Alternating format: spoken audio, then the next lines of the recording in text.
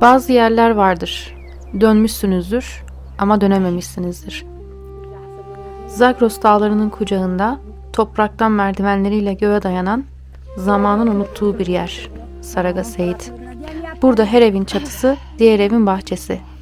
Evet, kulağa çok ilginç geliyor değil mi? Ben de sırf bu ilginç coğrafyayı görmek için düştüm yollara.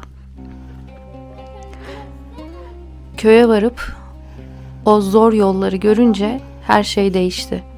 Turistik gezim resmen bir iç hesaplaşmaya döndü. Peki ben burada yaşamak zorunda olsaydım ne yapardım? En temel ihtiyaçlarımı nasıl giderirdim? Bu soruyu kendime sorunca her şeyi bir kenara bırakıp görme engelli insanları aramaya çıktım. Ve görme engelli 2 tane kadınla karşılaştım. Ne bir trajedi vardı ortada, ne de alkışlanacak bir mucize.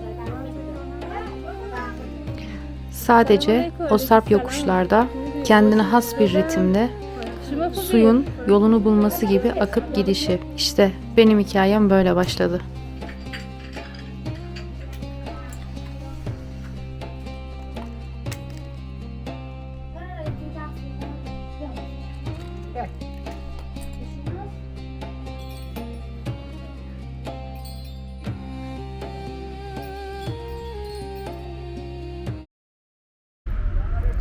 Herkese selam, kanalıma hoş geldiniz. Ben şu an İsfahan'dayım. Buradan Şehrikurt'a gideceğiz. Şehrikurt'tan da İran'ın en ilginç köylerinden biri olan Saragaseit köyüne gideceğiz. Bu yolculuk biraz uzun ve zor olacak. İnşallah güzel bir yolculuk geçiririz. Şu an Erbay'ın zamanı olduğu için taksi bulmakta bayağı bir zorlandık. Oradan bir tane taksiye bindik. Marziye'nin bir arkadaşı da gelecek bizimle beraber. Şu an ekstra bir kişi daha var. Sanırım kişi başı 300.000 tömene gideceğiz. Yol yaklaşık 3 ya da 4 saat sürecekmiş. Bakalım. Gidip göreceğiz. Çünkü ben her şey yolda öğreniyorum. Şu an problemim bu. Şimdi biz Şehrikurt'a geldik. Şehrikurt dediğime bakmayın. Burada Lurlar yaşıyor aslında. Bir yere kadar taksiyle geldik. Buradan tekrar taksiye binip Çelger denilen bir yere gideceğiz. Oradan da minibüsle falan gideceğiz artık bilmiyorum. Yani bakacağız artık duruma göre.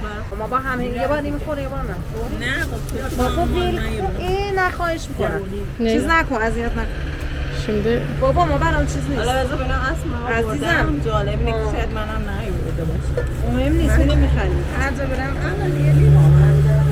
burada sıkıntılı bir durum. Tarif yapıyor mu yapmıyor mu tam biliyorum. Genelde hep böyle bunun tartışması yapılıyor. İşte birine yemek veriyorsun ya da yemeğe davet ediyorsun. İşte diyor ki tarif yapıyorsun, yok yapıyordun, yapmıyordun. Böyle bildiğin kavga ediyorlar yani tartışıyorlar. Öyle enteresan bir kültür yani. Evet, Merzen arkadaş çay getirmiş galiba. Onun akıbeti tartışılıyor büyük ihtimal. Diyor ki Marziye, Esma aşığı çay. Çay aşığı diyor. Şöyle durakta termos kapağında çay içiyorum. Marziye de bisküvi paketi açmaya çalışıyor. Aa açmış. Tamam ver. Teşekkür ederim. Şimdi hazır ortam sakinken size bir şey anlatacağım. Kürtler diyor ki Lurlar Kürttür. Ben bunu Tahran'dan İsfahan'a gelirken taksi şoförümüz Lur'du, ona bir sorayım dedim. Hani böyle böyle diyor Kürtler, ne diyorsunuz dedim. Adam öyle bir hayır dedi ki hani böyle dedim arabadan falan atacak beni galiba. O yüzden söylemiş olayım hani Lurlar Kürttür gibi bir şey söylerseniz tepkileri çok sert oluyor.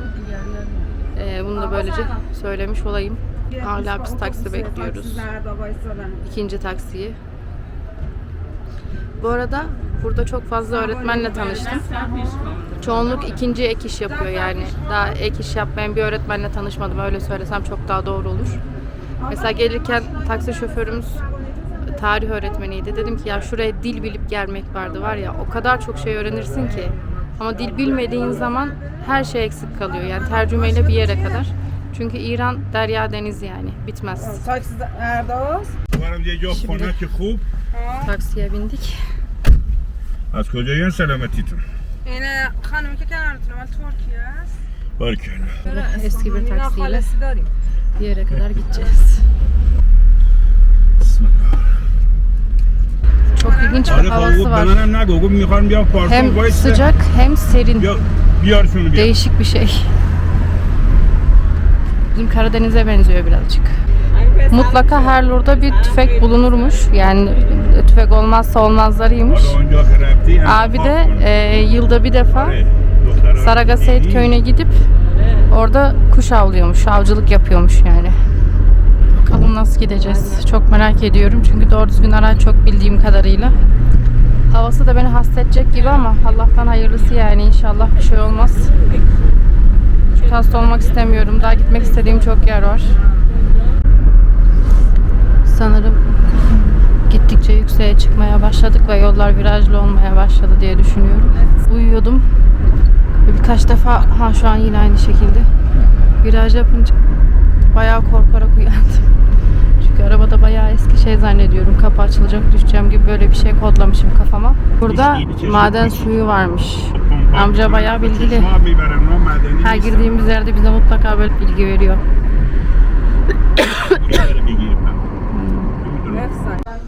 Şimdi şöyle bir yere geldik, restorana. Burada falafel yiyeceğiz. O minibüsün kalkmasına 1,5 saat vardı. Şu an sanırım bir saat falan vardır. Şöyle bir sandviç geldi. Ben sos istemedim. Irak'ta yemiştim. Soslusu çok kötüydü. Şöyle bir tane bakayım tadına da. Yağlama. Neyse idare edeceğiz artık. Burada da böyle bir market varmış. Marziye. Buying ice cream. Ice cream? Yes. Varsa şuradan bir dondurma yemeyeyim yani.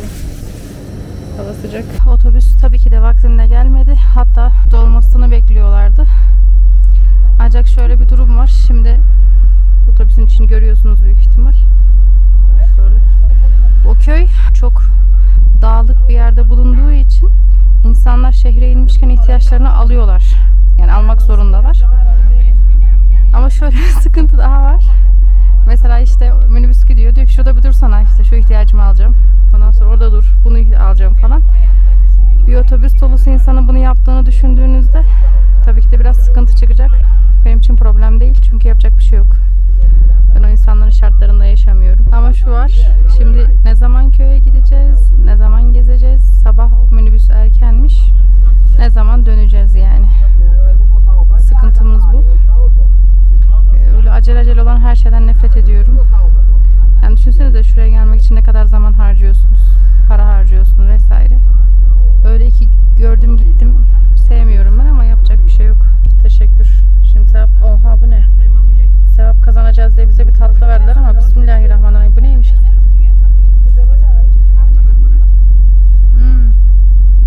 Baklava mı? Ne bu?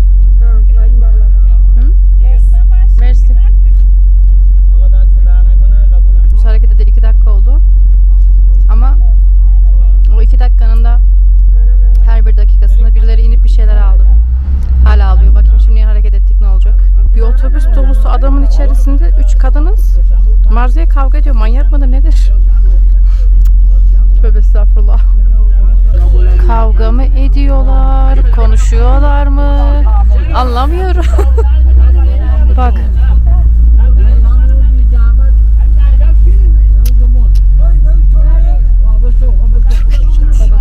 Önde bir problem var ama bilmiyorum artık, anlayamayacağım da büyük ihtimal. Bakın buralarda göçebeler yaşıyor. Kaşgaylar, göçebelurlar. Marziye termosu birine verdi, dedik buna su koyar mısınız? Köyden su doldurup getirecekler şimdi. Muhteşem. Çok güzel. Burası dediğim gibi göçebelerin yaşadığı yer. Şu an sanırım yolların kötü olduğu yere geldik. Aşırı toz var. Çok tıkandım. Bir de minibüsün arkasında oturuyoruz. Lurlar yazın buraya göçüyorlarmış. Kışın da Huzistan taraflarına göçüyorlarmış. Daha güneye. Lurların geleneksel şapkası keçeden gibi böyle. Okay, give it mi? Adamın kafasından aldı.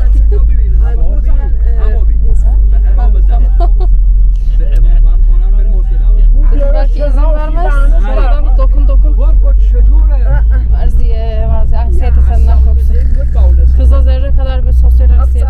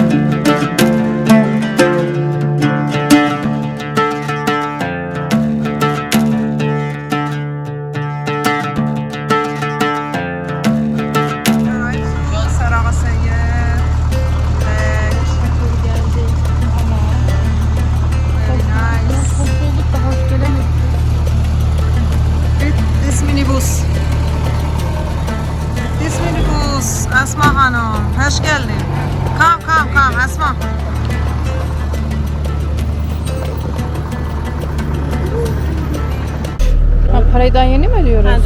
Ben o yazıhanede ödedik zannediyordum. Baktan yeni ödüyormuşuz parayı. Çok şükür geldik ama hoş bulduk mu? Hoş bulduk da hoş gelemedik pek. Yol biraz sıkıntılı. İçim dışıma çıktı. I can't hear. Duyamıyorum. Basıştan büyük ihtimal. Bu köyün en önemli özelliği merdiven şeklinde inşa edilmiş olması arkadaşlar. Yani şöyle söyleyeyim size. Bir evin çatısı öbür evin bahçesi şeklinde. Öyle bir köy burası. Ben bunun büyük ihtimal soğuklardan korunmak için olduğunu düşünüyorum da bir girince bakacağız, soruştururuz yine. Çünkü buraya kışın gelmek mümkün değilmiş. Mesela bir hastalık vesaire bir şey olduğu zaman da helikopterle gelip insanları alıp götürüyorlarmış. Öyle bir yer burası.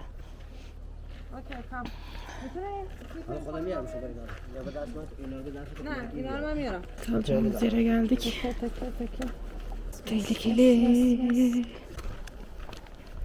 Kalacağımız yer daha düz bir yerde zannediyordum. Tabii ki de yerli bir ev olunca. Evet. Her yer çok dar. Merdivenlerden oluşuyor dediğim gibi. İnip çıkması da çok zor. Ama çok güzel, çok sakin. Selam. Buradan bütün manzara görülebiliyormuş. Nasıl bir odaymış burası, bir keşfedelim. Aha, bu ne? Yatak. Ama böyle ranzamsı bir şey. Üstünde sadece battaniye var. Umarım üstüne bir şey koyarlar gece yatarken. Çok acayip bir şey. Burada yer yatağı gibi bir şeyler büyük ihtimal. Bu kadar. Tuvalet neresinde acaba? Keşke odanın içinde olsa. Allah'ım lütfen. Adamlar sürekli Türkiye'den gelen görme engelli manyak bir turist. Buraya kadar gelmiş. Niye gelmiş? Böyle bir yere tarzında cıklıyorlar sürekli arkamdan, bilmiyorum. Şimdi hostelden çıktık. Hostel sahibinin yanına gidiyoruz. Orada ne yapacağız bilmiyorum. Şimdi aşağı gidiyoruz bakalım. Onu tutarsam ben yürüyemem teyze. Neyse. Filo. İyi. Geldim. Tamamdır. Tamamdır. Otur. Bir şey. Tamam. Tamam. Mersi. Mersi. خوبم شما خوبی؟ سلامت بود. Elhamdülillah. İsmet o çiye? Mihrican. Mihrican. اسم تو کیه؟ Esma. اسما؟ Asma. اسما؟ Aha. Şimdi Lurlar'da mesela birisi öldüğü zaman 1 yıl yas tutuluyormuş. O 1 yıl içerisinde hep siyah giymek zorundaymışsınız. Düşünsenize, yani 1 yıl içerisinde 2 kişi ölse o siyah elbise hiç üstünüzden çıkmamış olacak. Şimdi teyze bana bitki çayı hazırlamaya gitti. Geri geldi. Memnun. Uşacaktı. Burada 2 tane görme engelli varmış. Bir bulacağım bakalım, bulabilirsem bir konuşmak istiyorum. Nasıl yaşıyorlar bu köyde diye. 6 ay burada kar kaldığı için işte tavuktur, keçidir, her şeyi kesip karın içine bırakıyorlarmış. Aynı buzdolabı gibi. Ve tabii ki de zormuş yani yemek yapmak vesaire. Evet, elektrik kesiliyor. Yani su olmayacak büyük ihtimal bir zaman sonra. Şimdi bu köyde de çok eşlilik varmış. Hatta hanımefendinin eşi bununla, yani bu hanımefendiyle evliymiş. O diyormuş ki ona işte git birisini daha al. Almıyormuş. Vay be. Midem çok kötü olmuştu. 2 bardak bir bitki çay içtim ama ne olduğunu bilmiyorum içinde. Çok iyi geldi. Şimdi burada bir tane imamzade varmış. Seyit soyundan gelenlere diyorlar daha çok, işte akrabası vesaire, her neyse. İran'ın birçok yerinde var imamzade. Onun yakınında da görme engelli birisi varmış. Onunla konuşmak istiyorum. Çünkü burada yaşamak çok zor. Diğerler için zor. Bizim için ultra zor. Yol diye bir şey yok. Yok yani. Ya merdiven ya da çok nadir ya da hep böyle gördüğünüz gibi yokuş tarzı. İlerlere doğru gittikçe ne olacak bilmiyorum ki, şu an benim bastonumun ucu kırık. Göstereceğim şöyle. Ucunu Kerbela'da bıraktım. Bu yazı kırdığım 2. baston. Ve ben şu halde bile yürümekte zorlanıyorum. Gerçekten. Umarım kendileri için uygun bir yol bulmuşlardır. Ya bulmuştur yani, bilmiyorum. Çünkü sürekli birilerine muhtaç kalmak belki dünyanın en zor şeylerinden birisi olabilir yani. Bilmiyorum. Tabii herkesin imtihanı farklıdır. Ama benim için en zoru birisine muhtaç olmak yani. Sürekli birinden bir şey istemek. Şimdi bakalım nasıl gideceğiz. Teyze de bizle gelecek büyük ihtimal. Sıkıntı. Aynı anda böyle kollarımdan tutuyorlar. Hareket edemiyorum. Yani böyle anlatamıyorum da. Hadi gel. Neyse. Bakalım. Yani en azından şununla teselli olabilirim. Sürekli burada değilim. Tamam. Suyunata, ne gerefte. Tamam. Fakat cevap hoşbucu. Marziye. Bir dakika. Hi, is it high? Ne işi? Tamam. Bir dakika. Sen önden git Marziye. Okey. Heh. Kollarımdan o kadar sıkı tuttular ki hareket edemedim. Ve sonuç düştüm. You hold me too. Aslında zahmet etmeselerdi ben kendimle düşerdim yani. Düştüm şu an. Tamam. When it's high, okay. I will sit and go. You remember Gurdahmi? Okay. Don't worry. Tamam. Çok güzel.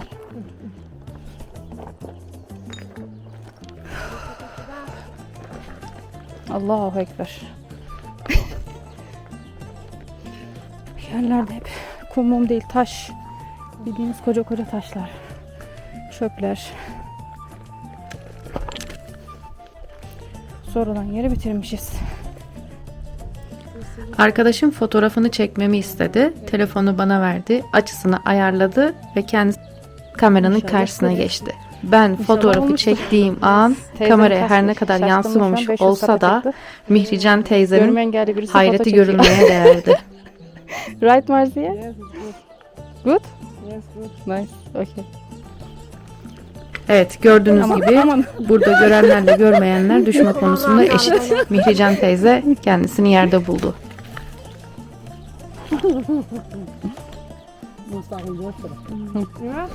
Allahu Ekber. Evet. Mihrican teyze düşmelere doyamadı ve yine yerde. Teyze okey? Tamam. Allahu Ekber. Müstakim gidelim, tamam. Doğru gidelim. Burada şaşırınca ya da bir şey olunca ya Ali diyorlar.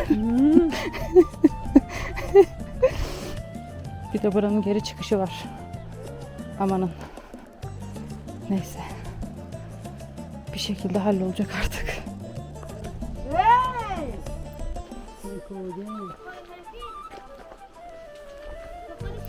Teyze galiba bütün köyü bana yardıma çağıracak. Öyle düşünüyorum şu an.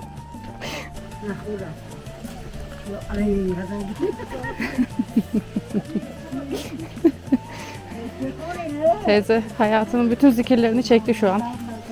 Beni buraya indirene kadar. Şimdi de çocuk tuttu kolumdan. İsmet Açı'ya. Ne? Sare. Sare. Çocuk kolumdan öyle bir tutuyor ki. İmamzade buradaymış.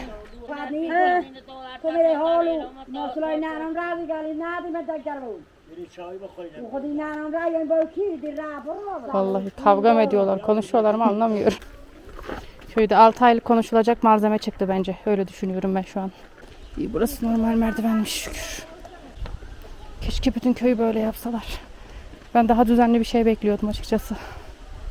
Assalamu alaikum ya imamzade. Ve aleykümselam. Assalamu alaikum ya imamzade. Bismillahirrahmanirrahim. Dışarı kapatmışlar. Böyle buradan cam mekandan dokunabiliyorsunuz. Tabii dokunmak onlar için çok önemli. Benim için değil. Şu işlemeleri merak ettim. Çiçek şekli varmış buralarda da. Hubem. Hubi. Selamat. İngilizce beledi? Ha, how are you? No. Na, ha, na, tamam.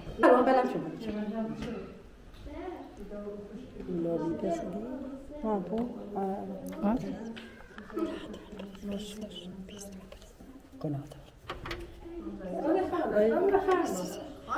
به دست خود برس خرد کشی You put money? Tight. Ha, ne yapıyorsun? ببندست ببندست ببندست همه چی ببندست Kımakeş mi destişim? بیارس Ha, yine destiş. Buraya mı bağlayacağım? Bağlayacak mıyız? Hadi bağlayayım bakayım ne olacak. Bismillah. دوست با دست خود بریسی یاریس Allah'ım ben buna inanmıyorum sen خود biliyorsun. ببندست خود ببندست Sadece teyzeyi kırmamak için yapıyorum. Bağladık. Marze de oraya para koydu. نه Para koydu. Pul kemde öyle. Nağdi.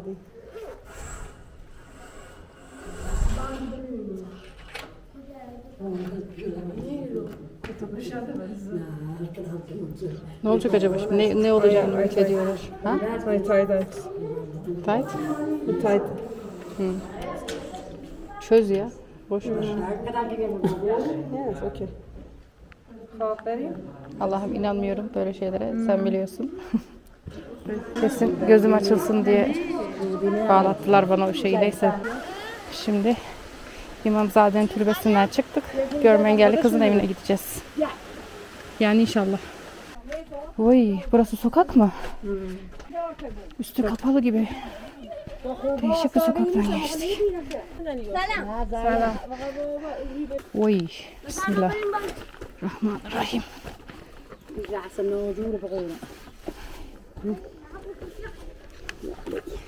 ترای بنا Tamam. آره ترای بنا دیم یا پهلوانه دیخه Tamam.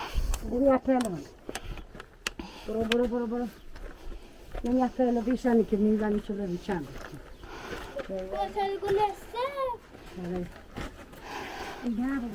Allah'ım çok zor. Bir dakika teyze. Bir dakika teyze. Oy. گالو پس سلانی کنه Two women blind. Ha. Selam aleyküm. سلام خوبی درستی بیجور نبودی فهمیده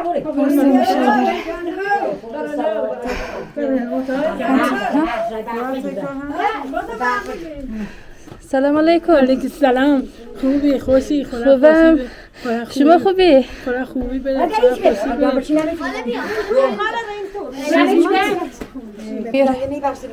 Bağdaş kurduk. What is she doing?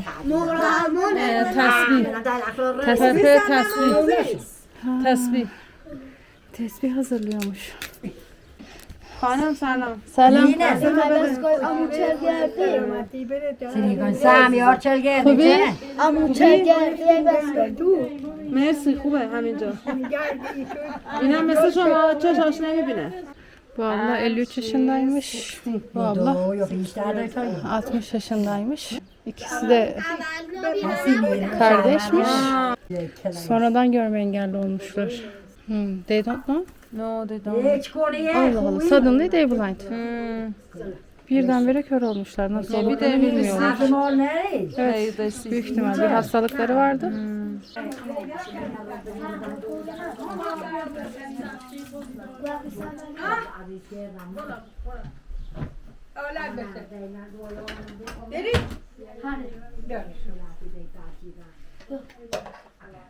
من به شوش چای چند اینه دارم یه رنگ چای یه رنگ ریزی خواه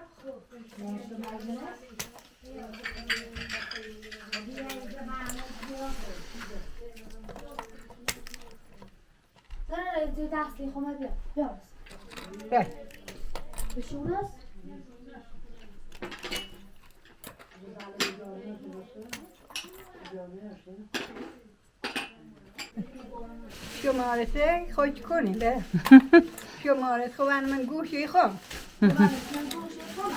چم قند میخواد نمیخواد زیاد. ای بله بخورین چایی اما چم. نو بخورین مرسی عزیزم. هی درد دیرم هست خدا نکنه بکنم زینب فاطمه خواهری؟ مرسی عزیزم چه خوشگله فنجونت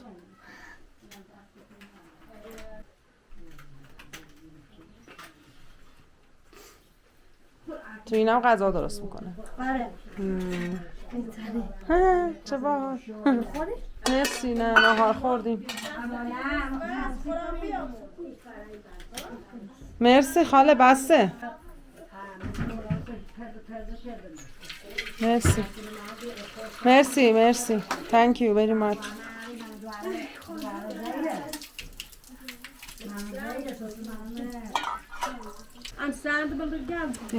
Çay burada. Bismillah. O ne? عزیزم What is it? çocuk var Nasıl beşikmiş şöyle şıngır şıngır.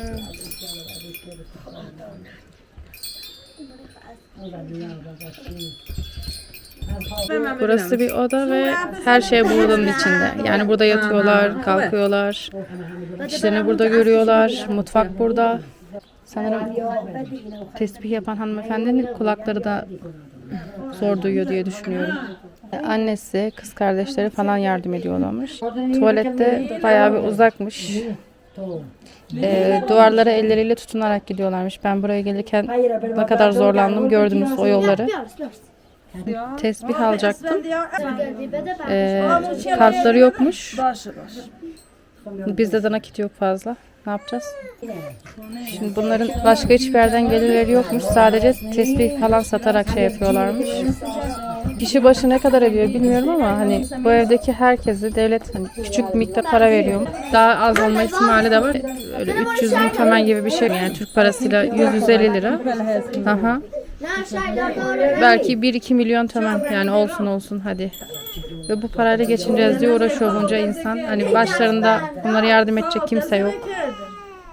Kazanıp getirecek kimse yok.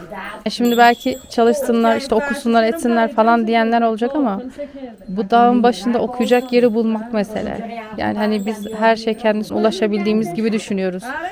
Basit düşünüyoruz ama buradan bir yere ulaşmak, o ön yargıyı kırıp bir yerden çıkmak o kadar zor ki. Merci. Dersi dert ne kom? مبارکه ممنونم مرسی مبارکه Tesbih böyle. Sanırım imamesi yok büyük ihtimal. Evet imamesi yok. Tele dizmiş. Hanım خداحافظ. دست خدا خداحافظ.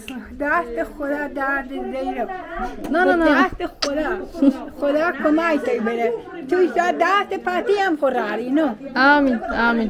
باش دیوی با میره خوره خداحافظ. به دست خدا نه Hanım به دست خدا خداحافظ. دست پتی خیری خداحافظ به دست خداحافظ. خدا خداحافظ عزیزم خداحافظ خداحافظ. خداحافظش باشه کاری نه خداحافظ. پس چیز کنم Dashui is here? You want to go? No, just I wonder. دستشویشون اینجاست؟ نه فقط همینجوره Ben tuvaletin evin birazcık uzağında olduğunu düşünürken köyün zemininde olduğunu anladığım zaman ikinci bir şok yaşadım. Evet, bu köyde sadece bir tane tuvalet var. O da köyün en aşağısında. Çocuklar arkamdan geliyor. Bir elini belime koymuş. Bir kolumdan tutuyor. Ha. Allah. Bismillahirrahmanirrahim. Korktum. Allah. Anam buraya geliyor. Ne o be? Bismillahirrahmanirrahim.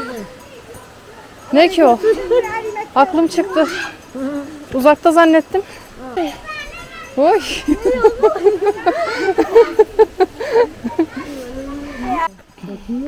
Ay aman. Ay o ne? No problem. İnek mi o?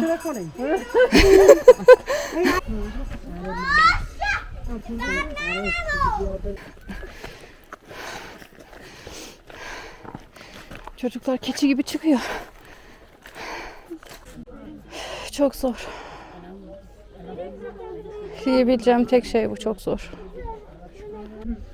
Teyze daha yeni geldi. Çok yorulmuş.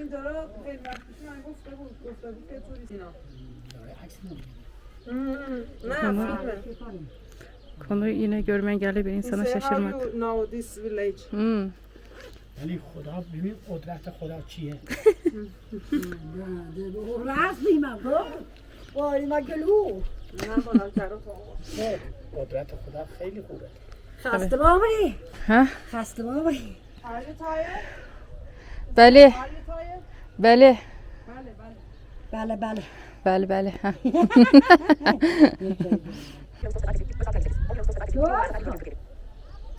Oy, saat 7 oldu, ortalık karardı. O yüzden ببین الان حالا ببینیم چه جوری روشنش میکنه ببین خانم الان اینجوری Evet. اینجوری Speaking. Ya. بازش کرد خوش آمدین حالا فیلماشو باز کن Filmi, فوتو foto. یه نرم افزاری Şimdi abinin fotoğrafını çekeceğim. هم حالا رفت شانس Give me voice. Where are you?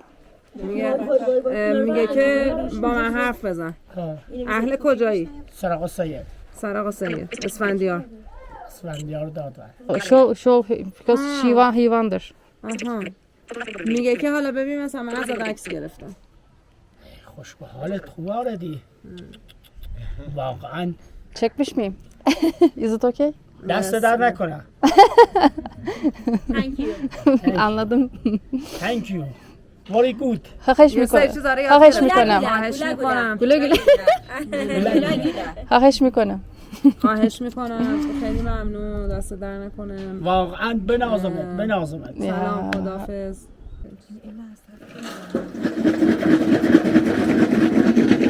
Abi bana nargile hazırlıyor. Şu an elektrikler kesildi. Kesiliyormuş burada sık sık. Böyle el feneriyle falan idare ediyorlar bir şekilde. Erbay'ın artık bir karnaval, bir festival olduğunu düşünüyorlar. هرچی ایرانیان یعنی بدبخت Yani artık çoğu insan mesela diyor ki niye gidiyorsun? Hani ne gerek var? Çok fazla israf var falan. حالا من دارم که به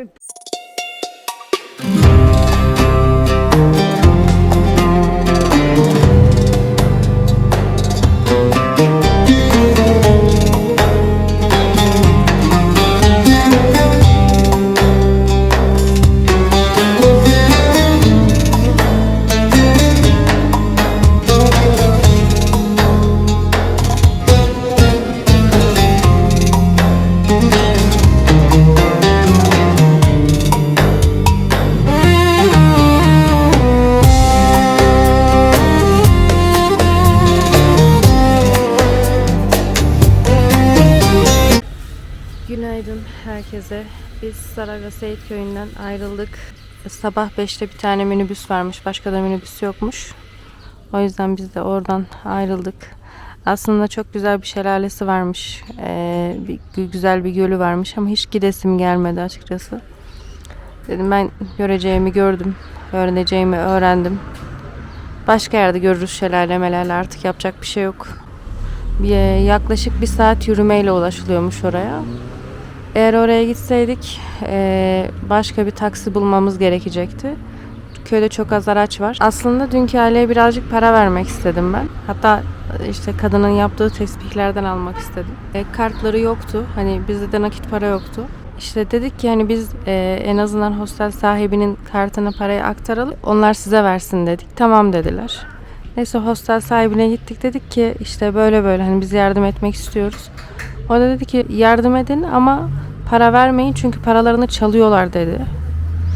En iyisi siz onlara yiyecek bir şeyler alın, market görün, çok daha iyi olacak dedi. Ondan sonra hani biz köydeki bakkaldan alacaktık bir şeyler. Ondan sonra işte İsfendiyar hostel sahibinin ismi. Orası çok pahalı. Ben sizinle beraber şehir merkezine geleyim. Hani siz alırsınız bana verirsiniz, ben köye götürürüm dedi.